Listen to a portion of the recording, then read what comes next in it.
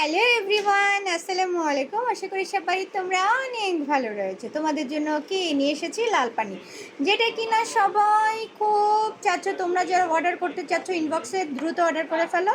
দেখো লাল পানি কি নিতে মন চায় তাহলে এক্ষুনি অর্ডার করো না আপিরা। এটা কিন্তু মেসা ট্রিটমেন্টের ক্ষেত্রে খুব বেশি জরুরি দরকার।